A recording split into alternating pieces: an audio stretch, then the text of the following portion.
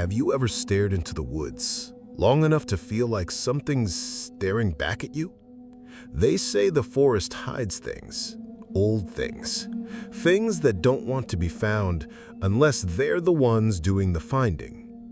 This isn't a ghost story someone made up for clicks. It's a true story about a 3-year-old boy who vanished into the woods for 3 full days in the freezing winter of North Carolina and came back with a story no one could explain. Welcome to Whisper in Shadows. And tonight, I'm going to tell you what happened to Casey Hathaway.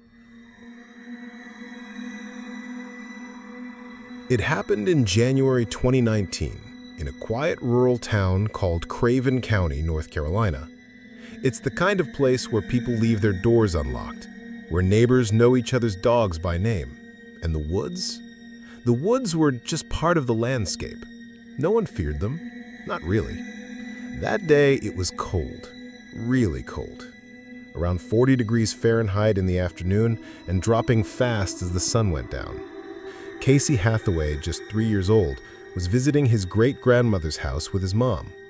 They were spending time with relatives. Nothing unusual, just another slow southern afternoon. Casey was outside playing in the yard with 2 other children. They were laughing, running through tall grass, climbing around the edges of the property. His grandmother said she looked out the window every few minutes. Everything seemed fine. But then, silence. No crying, no calling, no footsteps on the porch. Just gone. At first, they thought he'd gone inside with one of the other kids, or maybe wandered to the other side of the house. But minutes passed, then 15, then 30. Panic began to rise. They split up and searched all around the property. His grandmother's house sat near the woods, with thick trees that stretched for miles. And that's when they realized Casey wasn't just hiding, he was gone. 911 was called immediately. The authorities didn't wait. They knew the danger of a small child missing in the wilderness, especially in the middle of winter. By nightfall, hundreds of searchers, volunteers, sheriffs, firefighters, even the FBI, had arrived and were combing through the thick woods, calling out Casey's name. They brought in drones, search dogs, heat-sensing helicopters, but the forest was dense, the cold was brutal, and night came fast. If you've never been deep in the woods after sundown, let me tell you something. It's not like a park. It's not quiet. It moves. Trees creak like they're alive. Animals howl from far off. Shadows twist between branches like they're watching you, and every step you take echoes like it's not yours. They searched for hours. Nothing. The dogs would pick up scents and then lose them. The drones found no heat signatures, no clothes, no footprints, no sign of struggle, no Casey. Day 1 ended. No trace. People started to whisper. He couldn't have gotten far. But others had a different look in their eyes. They weren't just worried, they were scared. They knew the forest, and they knew it didn't always give back what it took. Day 2 came. Temperatures dropped even further, below freezing. The volunteers pushed harder. Some got stuck in swamps, others had to be pulled out of thorny underbrush that tore through their clothes like knives. The terrain was so brutal that grown adults had to stop and rest every few hours. But Casey was just 3 years old. There was no way, no possible way, a child could survive this long out there, without food, without water, without warmth. People began to expect the worst. Even the rescuers quietly said, "We're looking for a body now." But Casey's mom, she refused to give up. She stood out there in the cold, holding a blanket, calling her son's name through chattering teeth. Then, day 3 arrived. A woman, one of the volunteers, was walking through a marshy area about a quarter-mile from the grandmother's home. It was thick with thorn bushes and almost impossible to walk through. But suddenly, she heard something. It was faint, almost drowned out by the wind. A voice. A small, high-pitched voice, crying. She froze, called out, "Casey!" Silence. Then again, a soft, scared little voice. "Here?" The rescuers ran toward the sound, fighting their way through thick vines and swamp water. And then they found him. Casey Hathaway, curled up in a thorn bush, soaking wet, shoes gone, freezing, but alive. They pulled him out carefully. His body temperature was low, but he was conscious. He wasn't bleeding, no broken bones, just scratches and bruises from the brush. Everyone was stunned. How? How did a toddler survive 3 days alone in winter wilderness when trained adults barely could? And then Casey said something that chilled everyone in that hospital room to the core. He told his family, "A bear kept me warm. A big bear stayed with me. He hugged me so I wouldn't be cold. He was nice." Now here's the thing. There are black bears in North Carolina, but they don't behave like that. They don't protect children. They don't hug lost kids. And most of all, they don't stick around for 3 days without hurting someone. Biologists were skeptical. Rangers were confused. No tracks, no bear sightings, no logical explanation. Some said Casey must have imagined it, a mental coping mechanism. But others, they started thinking of different explanations. What if it wasn't a bear at all? What if he saw something else, something his mind could only process as a big, friendly bear? A spirit? An entity? A guardian of the forest? Or maybe something much older, much darker. Something that lives in those woods. Something that's been watching people for a long, long time. Now, here's the thing. There are black bears in North Carolina, but they don't behave like that. They don't protect children. They don't hug lost kids. And most of all, they don't stick around for 3 days without hurting someone. Biologists were skeptical. Rangers were confused. No tracks, no bear sightings, no logical explanation. Some said Casey must have imagined it, a mental coping mechanism. But others, they started thinking of different explanations. What if it wasn't a bear at all? What if he saw something else, something his mind could only process as a big, friendly bear? A spirit? An entity? A guardian of the forest? Or maybe something much older, much darker, something that lives in those woods, something that's been watching people. The moment Casey was found, no one could believe it. The woman who heard him, she'd almost turned around. The area was dense, swampy, hard to walk through. Some of the rescue volunteers had already given up on this patch of woods because it was just too dangerous. But something made her stay. She said she thought she heard a bird at first, a strange, high-pitched chirp. But then she realized it was crying. A child, weak, scared, far away. At first she thought it had to be her imagination, but then it happened again. A soft, trembling voice. Just one word. "Here." She screamed for the others. Within minutes, a group of rescue workers cut through the thorny underbrush and made their way into the small, overgrown clearing. That's when they saw him. A tiny figure curled up under a tangle of vines, soaked to the bone, his little face peeking out from between brambles. It was Casey Hathaway, and he was alive. Everyone froze. No one expected to find a living child at this point, not after 3 nights in the wilderness, especially in weather like this. But there he was, clinging to life, barely responsive but awake.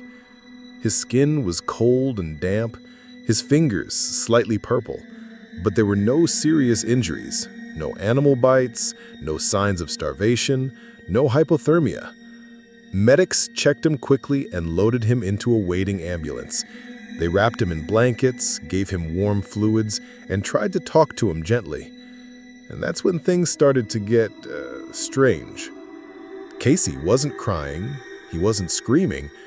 In fact, he seemed oddly calm. Not happy, not fully aware, but peaceful, like a child waking up from a long nap. One of the rescuers later said, "It didn't make sense. Kids who've been lost in the woods that long, especially at that age, they usually come back in shock, terrified, crying, starving. But Casey was just quiet, calm, like he'd been with someone." When his mother saw him in the hospital later that night, she broke down in tears. But even through the chaos, she kept noticing something off in his behavior. Casey wasn't traumatized. He wasn't clinging to her or hiding under the covers. He kept repeating one thing, like it was the most natural thing in the world. "He helped me."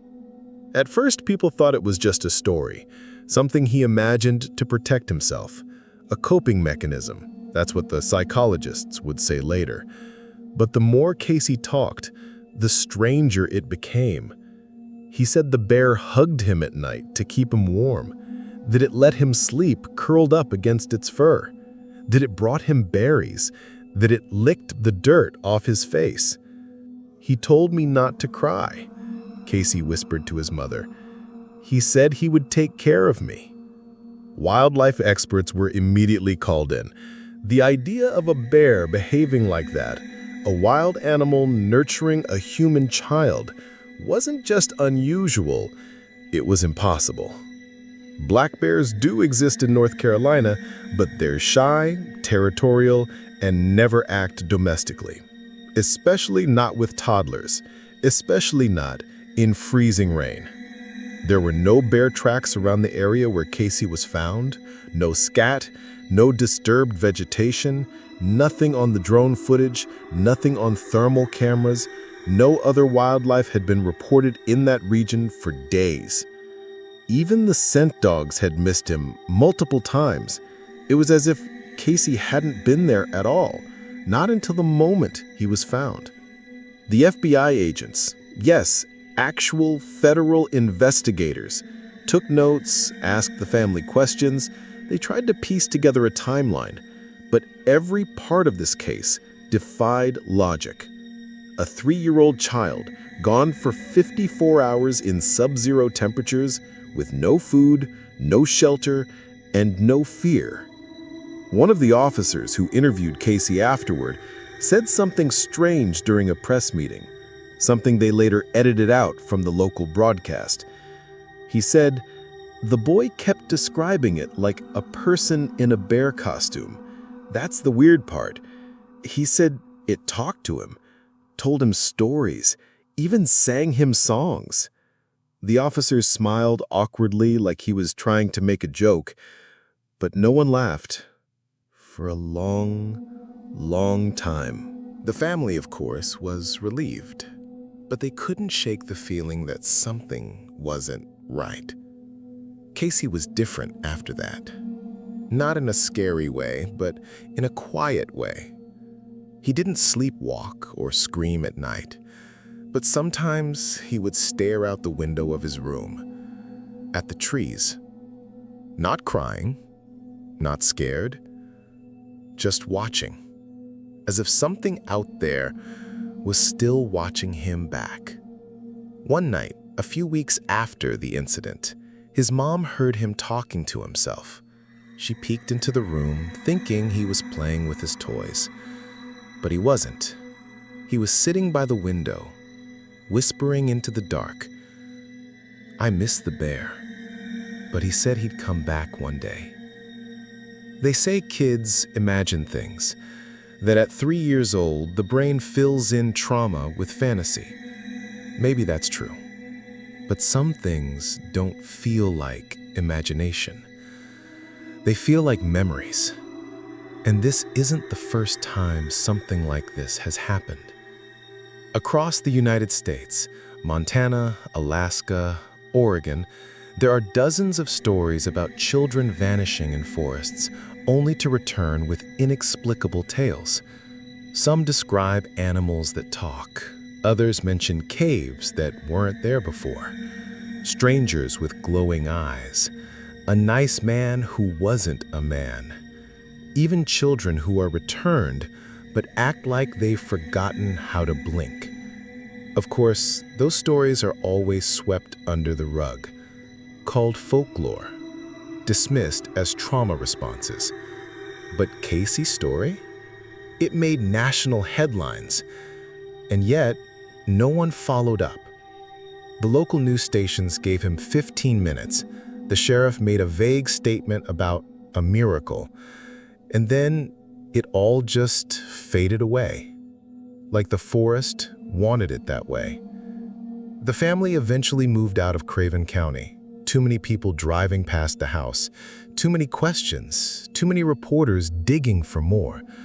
But the truth? They don't have more. There are no missing hours. There are missing days. Casey says the bear never left his side. But where did he go? What did he eat? Where did he sleep? Why didn't he die from exposure? Why weren't there any marks, scratches, dirt, bruises consistent with a child lost in thick terrain? His clothes were barely torn. His body was weak but stable. The only injury, a tiny cut behind his ear. A perfect little slice, like a surgical incision. No one talks about that part. Not on the news, not in the official reports, not even in the police logs, unless you know where to look. Some say he was taken, not by a bear, not by a man, but by something else. Something that mimics what a child finds comforting. Something that can appear in the form of a storybook animal. And wait, Casey is 11 years old now. He doesn't remember much, or so he says, but once, during a podcast interview, the host asked him if he still dreamed about the bear. Casey went quiet. Then he smiled. He doesn't come in dreams. He's real. I saw him last week. And just like that, the interview ended. No follow-up, no transcripts. The episode was taken down a week later. Maybe it was fake. Maybe it was all in his head. Or maybe the forest remembers, and whatever lives in there wants us to forget. The story of Casey Hathaway didn't just disappear. It spread like wildfire across local news, Reddit, podcasts, TikTok, even international headlines. People couldn't stop talking about it. A 3-year-old boy who survived alone in the woods for 3 days during freezing cold temperatures and said he was protected by a bear. But not everyone believed it was just a bear. Because the more you read, the more it starts to sound like it wasn't a bear at all. People started to dig deeper. Comment sections exploded with strange theories, some from skeptics, some from spiritualists, some from people who claimed to have seen things themselves, things they never wanted to speak of before. But Casey's story somehow gave them permission. One woman from Georgia claimed her little sister vanished for an hour in a campground near Blue Ridge, only to return saying the animals told her stories. Another man said when he was 5, he wandered into the woods near Mount Shasta, and a nice lady with bear ears told him to come back when he turned 12. And these aren't just stories from kids. Some are from hikers, hunters, parents. The theory that caught the most attention wasn't supernatural at first. It was psychological. Experts claimed that, in extreme stress, a child's brain can create comforting hallucinations to survive, that Casey imagined the bear to protect himself emotionally, that it was just a fairy tale. But there were too many holes in that idea. Because Casey didn't just survive mentally, he survived physically. No frostbite, no dehydration, no trauma symptoms. Nothing aligned. It was like he'd been looked after. And then there's the other theory, the one that nobody in the mainstream media wanted to touch, that Casey wasn't in the forest at all, at least not in our forest. Some believe that the woods in North Carolina, especially the coastal forests and old Native American lands, are known for what's called thin places, spots where the veil between our world and something else gets thin, where time doesn't work the same, where you can walk 5 feet and be somewhere else, somewhere that's not entirely part of this reality. People have called them portals, gateways, wormholes, or in ancient folklore, spirit thresholds. And maybe that's where Casey went. Some believe the bear he saw wasn't a bear. It was something trying to appear comforting, something that took on a shape his little brain could accept, a protector, or something that pretended to be one. Because what better form to take for a lonely, scared child than a cuddly animal? But not everyone's convinced it was friendly. One post that went viral in a cryptid forum, written anonymously, claimed the bear Casey saw matches old Cherokee legends of a being known as the Nunihi. They were described as spirit people who lived in the mountains, sometimes protectors, sometimes tricksters. They could appear as animals, they could take you and return you. But sometimes, people didn't come back. And then there's the darker version. The version where Casey wasn't supposed to come back, where whatever had him made a mistake. One former search and rescue worker who stayed anonymous claimed something very strange happened during the third night of the search. He said their GPS systems glitched, compass needles spun. They heard voices over their radios, whispers or laughter, or what sounded like someone mimicking a child calling, "Help me," even though they couldn't find a source. Then, on the morning Casey was found, everything returned to normal. GPS worked, the storm cleared, and a child previously invisible to thermal imaging suddenly cried loud enough for someone to hear.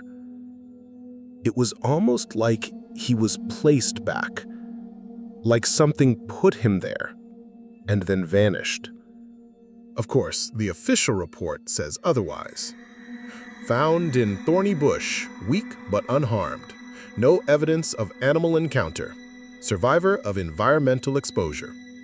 A miracle, they called it. But miracles usually leave witnesses. This one just left questions. And that cut behind his ear? Never mentioned again. Not by the hospital, not by the authorities, not even by the family. Was it nothing? A scratch?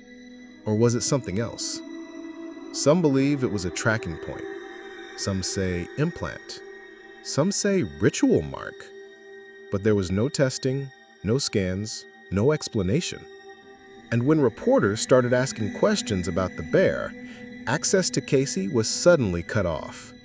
No more interviews, no more photos, no more press releases.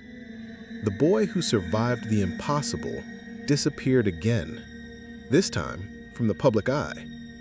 But the story never really left. People still talk about it, especially around the campfire, in Discord channels, on midnight forums where people admit they've seen things they can't explain. And one comment keeps coming up over and over again. I saw the same thing when I was a kid. The question remains, what really watched over Casey? A bear? A spirit? A shapeshifter? An alien? Or something older that's always been here? Some things hide in the dark, but some things are the dark. Maybe the woods in Craven County hold more than just trees. Maybe what happened to Casey happens more often than we realize. Only some don't come back. Or they do, but they're not quite the same. So next time you're walking alone in the forest, and the wind shifts, and the trees go quiet and you feel something watching you, don't look back.